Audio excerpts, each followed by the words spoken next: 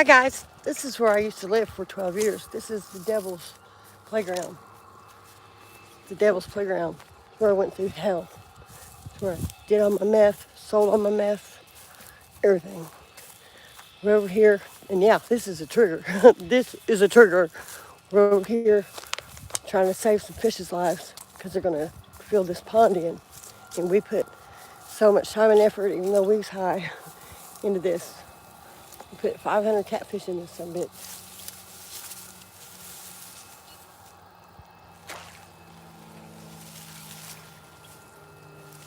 I'm gonna get them from over at the dock, I guess. I was just checking it. So this, this ain't my fishing show, but you're gonna see me mess with the pond a little bit. This is what I really know a lot about, guys. I know all about ponds.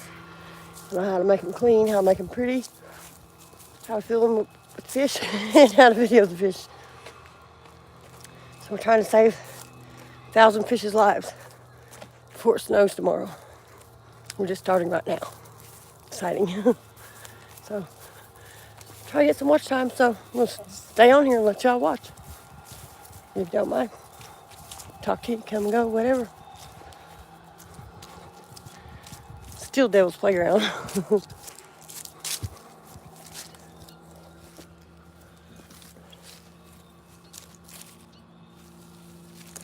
You going to the end right now? Can I go on there?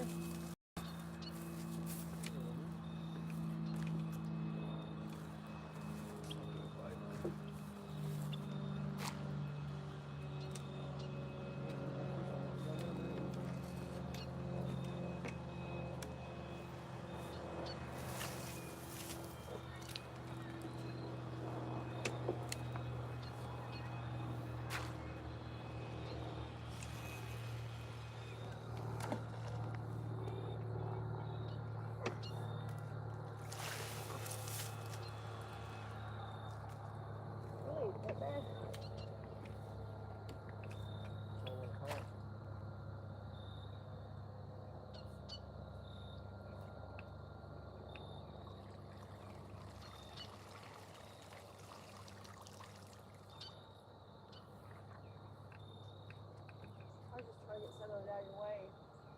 I just wanted to do it.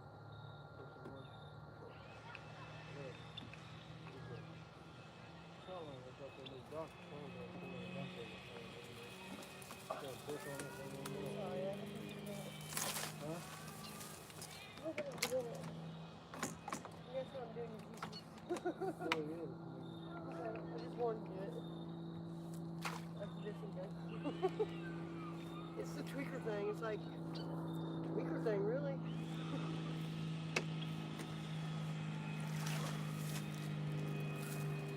Okay. Hi guys. Hey, cool. Hey sis, all from Indiana. I'm in Indiana. Swade Smith. My name is Gretchen. This is Bounce Back with Gretchen. It's about recovery from meth. But I'm just showing y'all that I'm here because I used to live here for 16 years of meth use. And I got to come over here today after I've had to move out and trying to save 1,000 fish that I put in this pond because they're going to fill it in. And Swade Smith, where are you from in Indiana, Swade? I am in Scottsburg, near Louisville. Kind of. Where you from, Swade? So, this place is definitely a trigger. It's a twigger. It's a trigger. You got fish? We made this place beautiful when we started a YouTube channel called Pawn Stars here that has 8,000 subscribers. Still not monetized yet or whatever, but we had to move. And we left here before we had all of our stuff or anything. And we moved to my grandpa's house. And I battled it out with these neighbors up there. They own all around me, and I owned in the middle, but I lived here first. And they knew I was drug dealing, and they hated me, and it was long, and the Hatfields and McCoys. But now they like me, and they called me over here to come get all these fish and save them for my fishing channel on YouTube, right? So we're going to start draining this, and we're going to seine it and everything, because we're not having very much luck just catching them on a pole when we're not here. So we're going to drain it and seine it. Drain it and seine it. So you got to do to your brain. Drain it and seine it. Shelbyville, Indiana. Where is Shelbyville, Indiana? Damn it. I hate them towns that they got in Kentucky and Indiana both. Get confused. But I left a lot of stuff here, and they said I can get all my stuff or whatever. It's so crazy in here.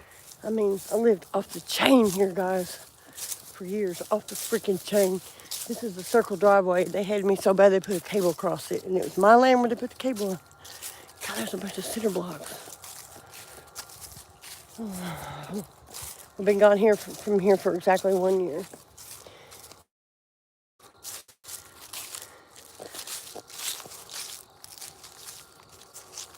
It's a mobile home. I take the camera in and be able to see because it's dark in there. So growed up. This is it. This is where this is the devil's playground right here. I promise that. I moved up here from North Carolina. This is where I was from, and what brought me back here, I got in touch through Facebook with my first boyfriend I ever had when I was 13, and he was clean, but we weren't talking about who was clean, but he was on probation. So I moved up here. We got back together. It wasn't all that great, and then when he got off probation, he got us back on meth. He got us into meth because that was his thing. I had never been on meth. That had never been my thing. I had never hardly done it. I'd done some crank and stuff, I think. Yeah. Who can forget crank? That shit was good. But I had then gone on crack. I was mostly on crack younger, and I'd been clean for a lot of years. I moved up here, and then I got myself on some bath salts, and they quit selling them, and we ended up on the meth, right? He turned abusive. It was awful. It was a nightmare. I was cutting hair because I'm a licensed cosmetologist up here in Scottsburg, and I met a guy that I cut his hair all the time that was just my friend, and I couldn't find a place to rent that I could afford because I had 2 teenage boys, and me and my, and it was expensive. And this guy told me, like, he would get me a place to live and I could live there forever, and he was just my friend, Ray. Long story short, I found out through my biological dad about this place out here, and this is where I came back when I was 19, when I found my biological parents' names. I came here to find my real dad. He lived there, in that house over there. He built it, that big house. It's all glass on the back. He worked up there in that building. It was a D&M. It was a machine shop. And anyway, this is where I had found him, and then I started hanging out with him, and he told me about this place, and I come out here because her cousin was the realtor on it and found it was for sale. Well, I manifested it. I had a little barber shop up here in town, but I lived over here in another town. So I came here every day and got high. I knew the combination to get in the lock. This place looked really nice in. Nobody lived anywhere. The whole place was a foreclosure. Got this part, 4 acres, a pond, shelter for but when it said, so this other guy, the other part, and he figured out real quick that I was drug dealing. It was real easy to figure out. He bought old cop cars and parked them up front and everything, trying to fix me. Locked me in with the gates, all this stuff. I started being more respectful there at the end, but I was still using. And they were like, well, when I took ownership of this place, it was left to me in a will. I took care of that man, Ray, until he died of liver cancer. I took care of him every day. And when he died, he left me this place, but I was so high and messed up that it took me 5 years to get my shit done, to go get it. They were about to give it away down at the courthouse. It was mine. Well, I didn't have the money to pay the back taxes on it, but I did once it went through, but not in time. So they had a tax sale on it, and they sold it for it was $7,000 owed on taxes, but it sold for $57,000. I got $50,000, right? So I got that. Sat here, lived here. What do you call it when you live somewhere and you're just living there, it ain't yours? Anyway, I can't remember what it's called, but that's what it was kind of like. And finally, the people that bought it came in and found us and all that. And they told us we could buy it from them on contract, and we were going to, and then I missed an appointment by 10 minutes because I got off the plane late to meet them, and they changed their mind, and we had to go to court. We got evicted, so we moved over to the other place. We had to leave a lot of stuff here, a lot of evil here, and then we had to leave all of our fish that we'd put in that pond and stuff. I'm going to read these in a second. I'm from southern Indiana, between Louisville and Indianapolis, right on I-65, Scottsburg, Indiana. So Meanwhile, when I moved in here, when the guy got me this place to live in and all that stuff, I tried to sneak away from that abusive boyfriend that I had moved up here from North Carolina to be with. It was my first boyfriend I ever had. Took my virginity when I was 13. I'm 46 years old trying to get back with him. So I come up here and he's all nice and shit like that, but when he gets back on drugs, he turns mean and evil, right? So I move up here and sneak up here, but then my son comes home from work the next day and brings him with him. He showed him where we lived and he stayed here and he wouldn't leave. The guy that got me the place didn't know about him for years. We had to hide him. And he got eviler and eviler and meaner and meaner. And he'd be like, he made me start doing the drugs. He made me start selling the drugs to keep him in him. He'd say, go get me some dope, bitch. And I'd come back and be like, where the fuck you been, whore? And he'd beat me. It was awful. It was an awful nightmare. It really was. And the way I got rid of him at the end, he ended up starting seeing this girl, which happens to be Nate, the guy I don't show you. His baby mama, they had 2 kids together. And so them two got together. And I was just forever grateful to get him to stop stalking me. He used to sit up in the barn and live up there in his car. And it turned out at the very end, my son had to take a log chain to him and get him out of here. He was mean. He was so mean. And then my pit bull dog would get after him to protect me, even though he loved him. And he threw bottles at him off that porch right there behind me. Threw bottles at him off that porch one night, and that dog came up and attacked him. And at the same time he attacked him, we attacked him. We got him. I'm talking 5 years of being held hostage with butcher knives.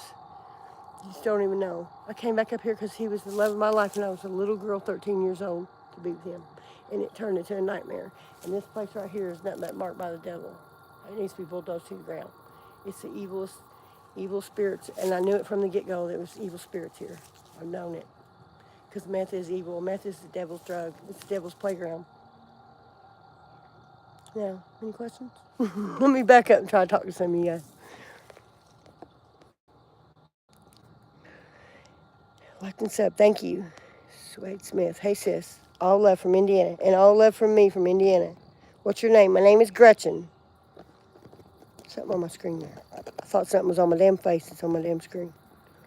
I'm usually not so serious. I'm usually funny. I teach people how to bounce back from being in the meth gang. Because I say from being on meth, but when I come over here, it's not that. It goes to the meth gang. Because I'm going to tell you what, guys, that hustle was my problem. I was in that hustle too much. You know, I got in that hustle. I felt like I was something. Like I had drama, you know, and getting away with it and riding in the car and playing loud rap music and just I have room for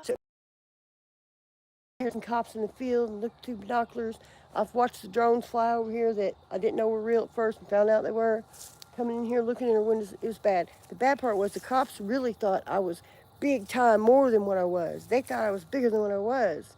And so they always had drones and all this shit. And it was never like that, but it was like that. I guess the most dope I ever had in my possession at once was probably an ounce. I was going to Louisville, to the city, and bringing back ounces myself. Just a little old woman. And I didn't do none of this shit when I was young, y'all. I started doing this shit when I was up in my 40s. Trying to be gangster grandma. Like, come on, yo. Crazy. So the story ends. There's a field right there beyond me, and all the way up there at the end of the road, there's a trailer, and I'm no new people. I knew that. And I met this girl and guy. And the only time I ever trusted new people, I let them in. And long story short, she wore a wire on me here. And they had me 2 buys. I had a level 3 and level 4 felony. Well, I hired a lawyer, $5,000. Made her give me her money back. My money back, she did. I hired a $13,000 lawyer. I came down from 10 years in prison to 6 years house arrest.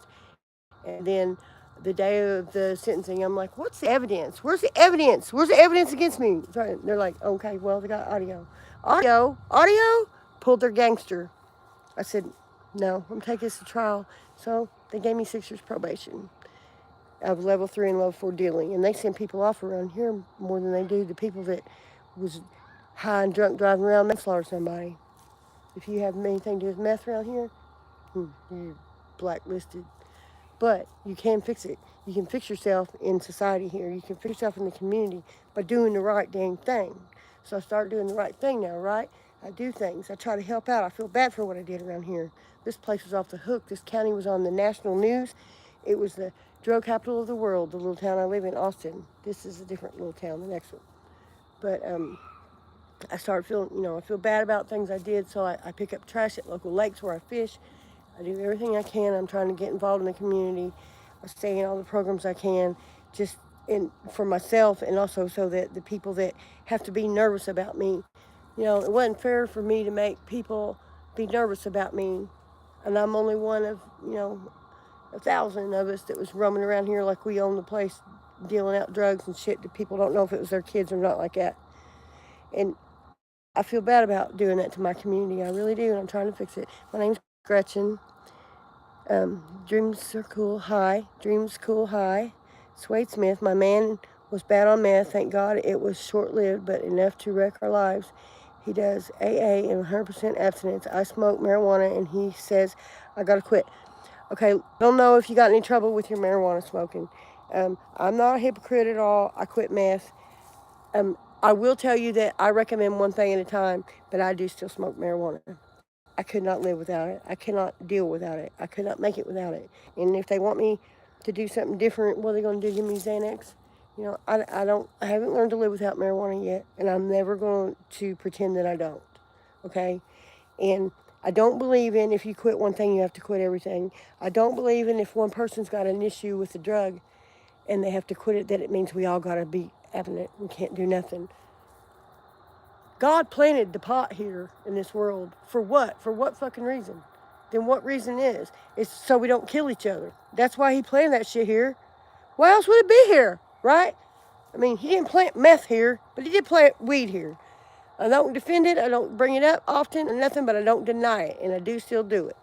Some girl I run into up at the church the other day, she questioned me on my video. She's like, why does it look like you're high all the time? I said, 'cause I am. Duh, 'cause I am. What the fuck?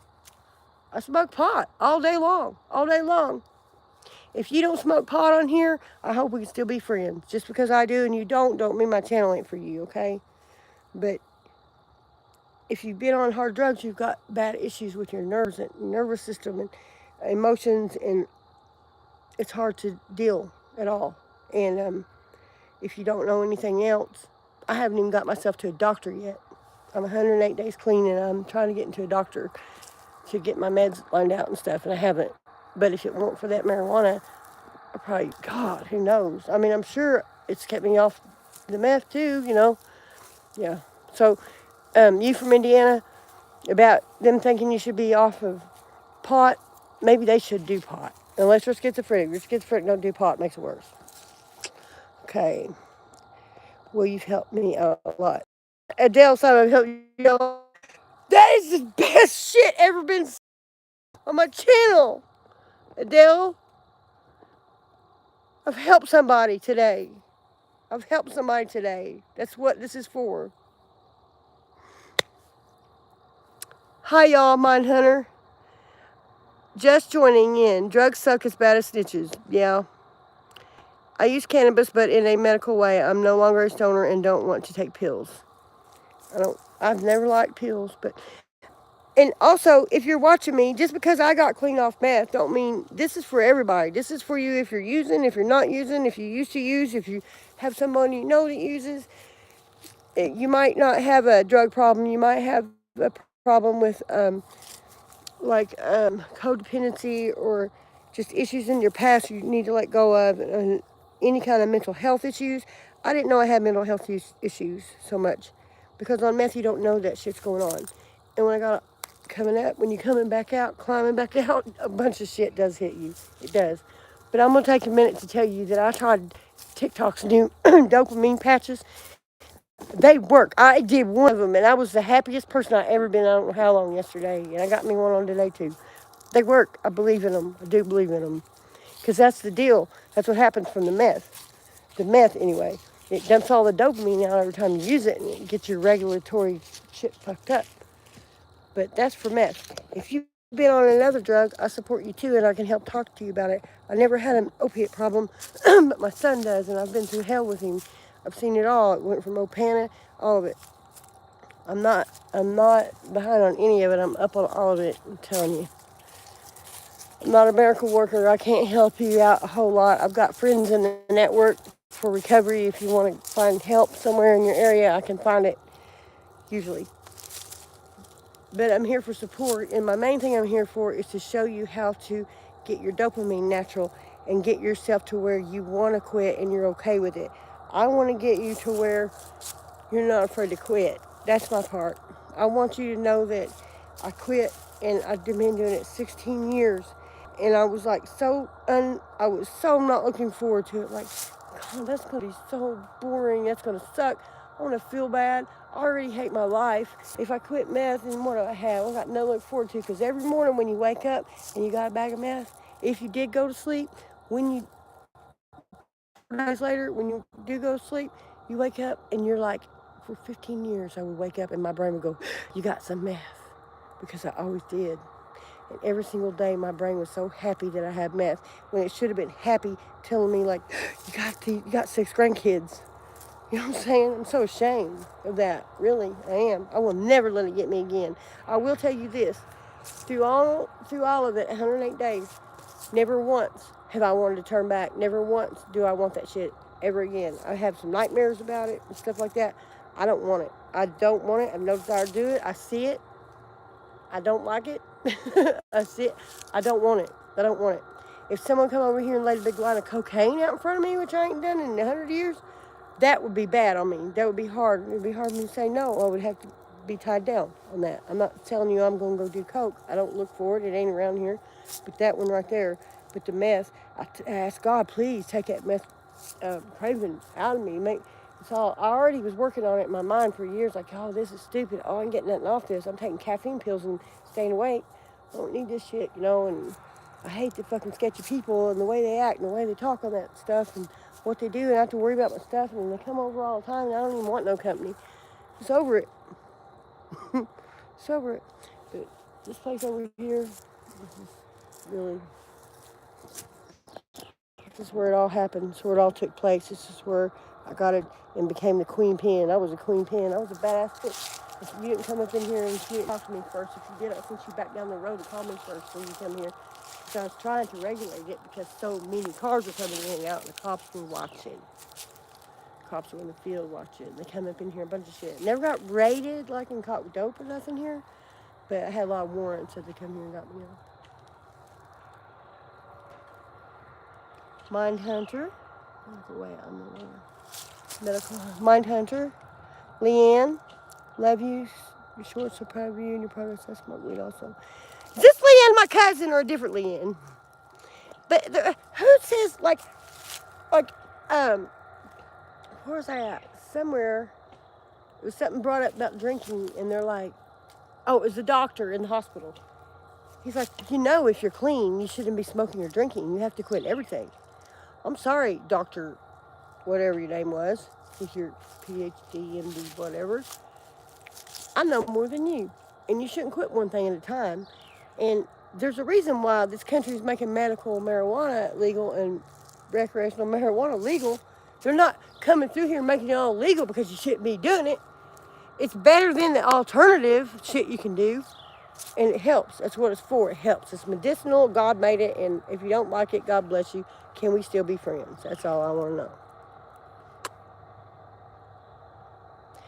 Meanwhile, we're going to be seining this pond. We're draining it right now, and we're going to seine it with big nets and catch these fish.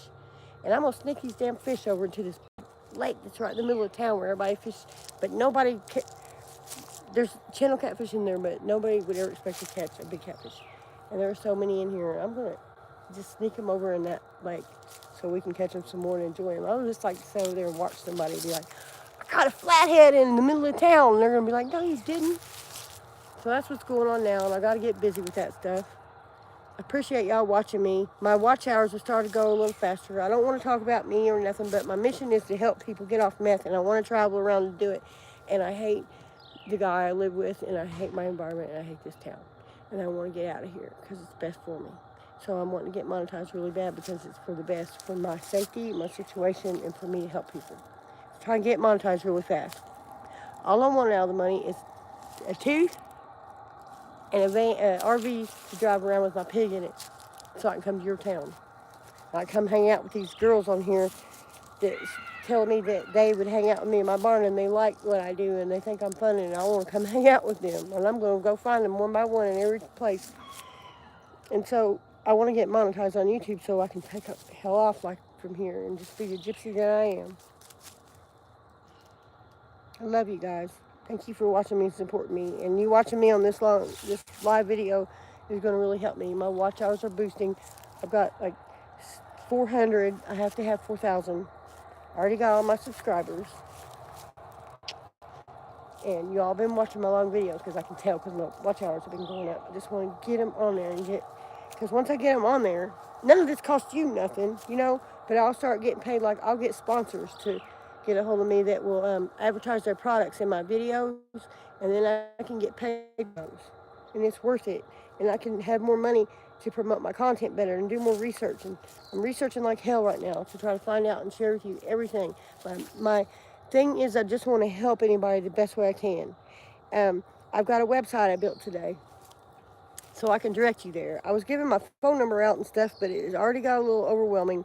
I think I gave my phone number out, and then I think somebody's girlfriend found it, and they called me 7,200 times last night and wouldn't say nothing. And I was like, oh, this is why I probably shouldn't give my phone number out, but I just want to be there. I see somebody needs help, and email takes too long to recognize, and I just did what I needed to do. Like, you know, here's my number. Call me anytime. But I didn't think about the repercussions of that and what could happen or whatever. I really still don't care. I'll still give you my phone number. I'm not so great on the internet yet. I'm not the greatest person to keep up with all this stuff. There's so much going on. Having this channel, like I have to keep up my Facebook, my Instagram, my TikTok. I learn from YouTube, Think Media, and vidIQ. So I have to watch and listen to my podcasts and watch to learn. It took a long time just to learn how to make these videos and put on here. And, you know, when you start a video, you can't just say like, hi, my name is Gretchen. You got to come out with a hook to hook them right away or whatever. They won't watch it. It's a whole big strategy to this. So I'm trying to help people get myself off drugs and figure out the strategy of YouTube at the same time. But it is my best dream ever to come true. So I'm here. I love you guys so much.